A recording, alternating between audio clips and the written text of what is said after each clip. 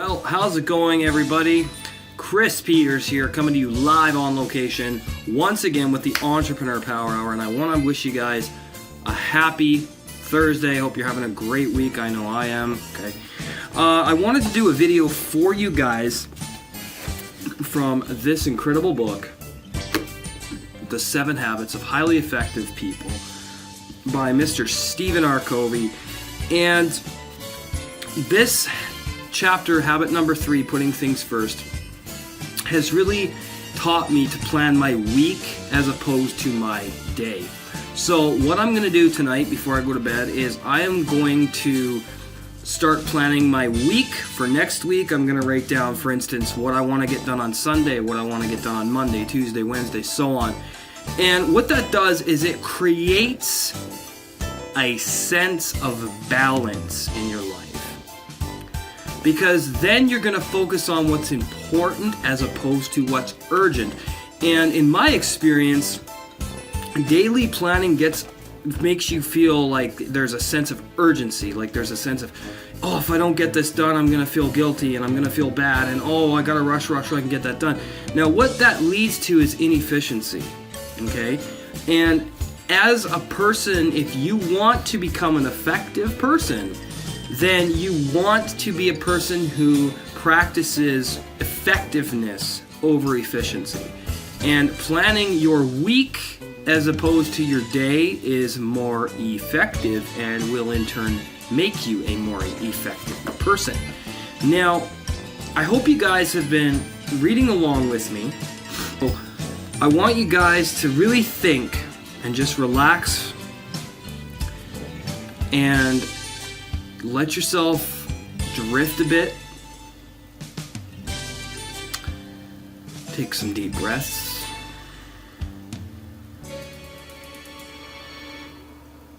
Just relax. And I really want you guys to brainstorm what I'm about to share with you. So, would you say you're an effective person or an efficient person?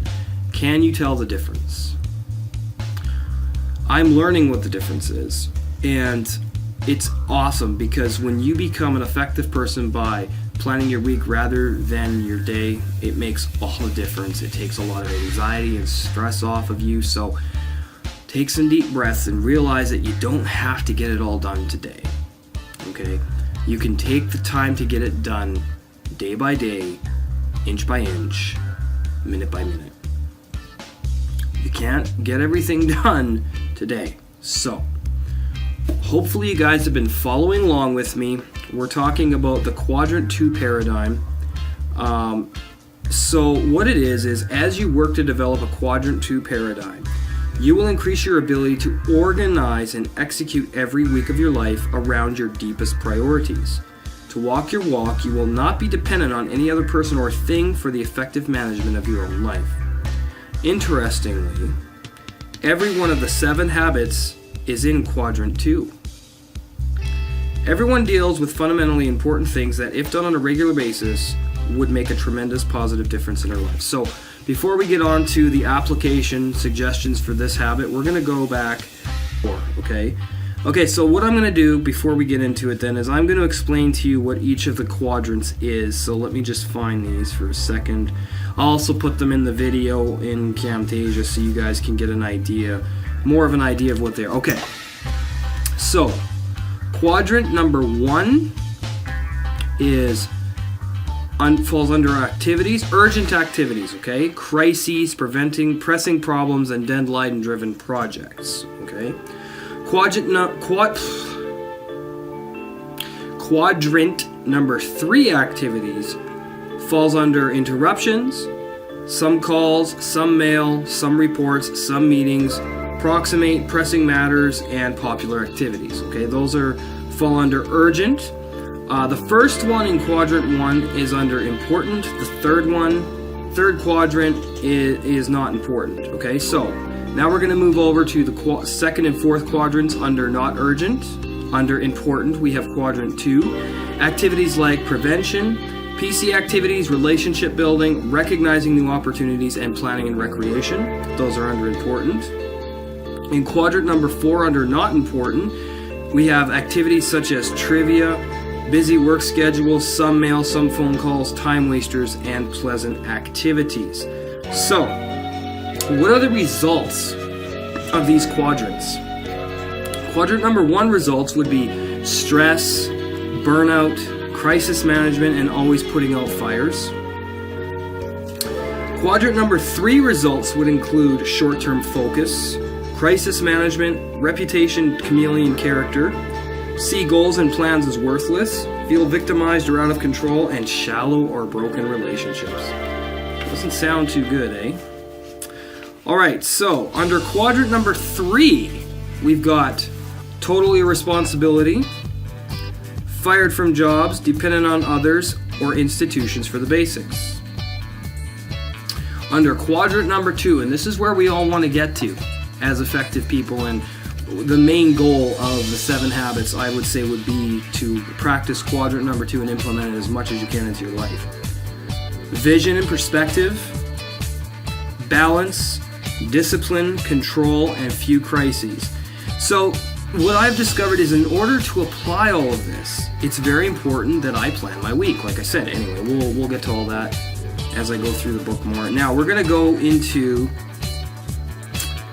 the and there's something here I want you guys to see. I'm probably going to get this printed off. Let's show you guys this. This is really cool. This is exactly how I want to plan out my week, according to this chart. I'm going to drop the exact same thing or get this printed off. Very good idea for you guys to do that as well, so you can plan your week out. And this goes by week of, and then Sunday, Monday, Tuesday, Wednesday, Thursday, Friday. So the first week, what are you going to do for that week? The second week, what are you going to do? The third week, what are you going to do? Fourth week, etc. Alright, so we're going to get into the application suggestions. So what I want you guys to do is just take some deep breaths, relax, grab yourself a pen, a beverage. Let's do some more personal development from the 7 habits of highly effective people. Okay, so it's the application suggestions for habit number 3, putting things first. Number 1, identify a quadrant 2 activity you know has been neglected in your life. One that, if done well, would have a significant impact in your life, either personally or professionally. Write it down and commit to implement it. Okay, very important. Number 2, draw a time management matrix and try to estimate what percentage of your time you spend in each quadrant. Then log your time for 3 days in 15-minute intervals. How accurate was your estimate? Are you satisfied with the way you spend your time, and what do you need to change? Okay, so example of that wasting time to me would be sitting on social media, watching YouTube cat videos, which I'm guilty of because I absolutely love cats. Sitting on social media, talking to people on Facebook, answering text messages or checking sports updates on my phone, watching a television show on my computer that I have downloaded, or talking with my roommate about gaming. Those kinds of things to me are time wasters that I need to nip in the butt, and I'm doing a good job of that. Number 3, make a list of responsibilities you could delegate and the people you could delegate to or train to be responsible in these areas. Determine what is needed to start this process of delegation or training. Okay. Number 4, organize your next week. Start by writing down your roles and goals for that week. Then transfer the goals to a specific action plan. At the end of the week, evaluate how well your plan translated your deep values and purposes into your daily life, and the degree of integrity you were able to maintain to those values and purposes. Absolutely vital, okay? Commit yourself to start organizing on a weekly basis and set up a regular time to do it. So, for me, I know what I'm going to do. I'm going to start Sunday. The minute I get up Sunday, first thing I'm going to do, get my chart out, and I'm going to plan out my week. Okay? Very important for you guys to do that as well. Number 6, either convert your current planning tool into a 4th generation tool or secure such a tool. Okay? Number 7, go through a Quadrant 2 day at the office, Appendix B, for a more in-depth understanding of the impact of a Quadrant II paradigm. Oh, here it is, guys. Next page. There we go. I don't even have to print one out because this is all blank. So if you get yourself a copy of the 7 Habits of Highly Effective People, you've got the chart right here to start planning your week. Very, very cool. I love that. So that's what I'm going to do Sunday. Absolutely. All right, well, I hope you guys have enjoyed this video today. And I hope that you guys feel inspired by all of the Entrepreneur Power Hours content and videos.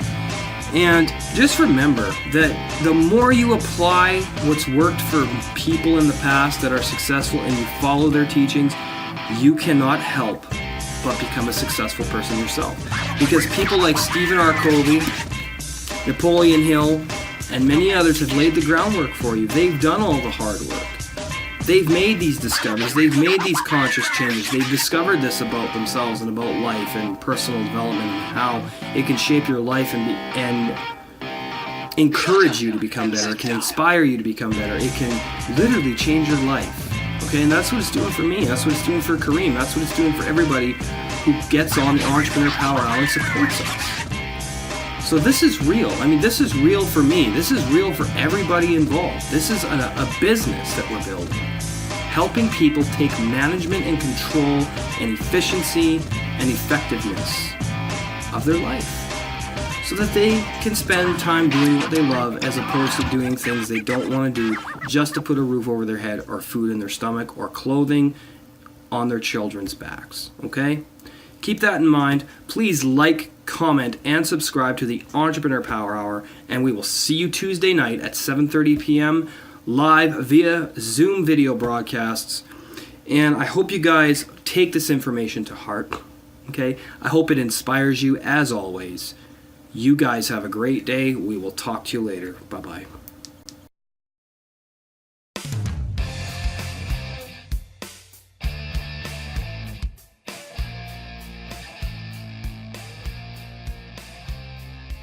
Well, how's it going, everybody out there? YouTube, Google+, Facebook, Instagram. Chris Peters here once again, filming live on location with the Entrepreneur Power Hour.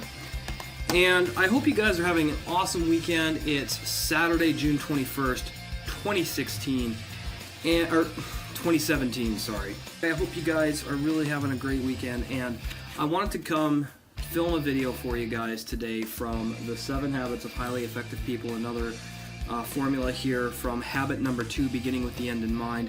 And before I get into this, what I've learned a lot through reading this chapter of Stephen R. Covey's The 7 Habits of Highly Effective People is you have to begin with the end result in mind. Whenever you're going for a goal, a dream, an achievement of some kind that you really want to manifest, you have to begin with the end in mind. It's the same thing when you're putting together a house, or you're building a new vehicle, or you're doing work on a project, you're about to write a story, you're writing an essay, you're giving a speech, you're going to bake a cake, you're going to make a stir fry, whatever it is, you visualize the end result. And I think it's very vital that you learn how to do that with your goals as well. Okay, it's very important because when you do that, what you do is you set your subconscious mind into receptive mode. And what happens is your subconscious mind's more in tune with your beliefs. It's more open to receiving whatever information and whatever ideas and sense impressions you're trying to give it to create new paradigms, new habits, new behaviors, and things of that nature. And I find myself learning to do this every day. I am learning the nuances of how this works. I'm learning all the different complexities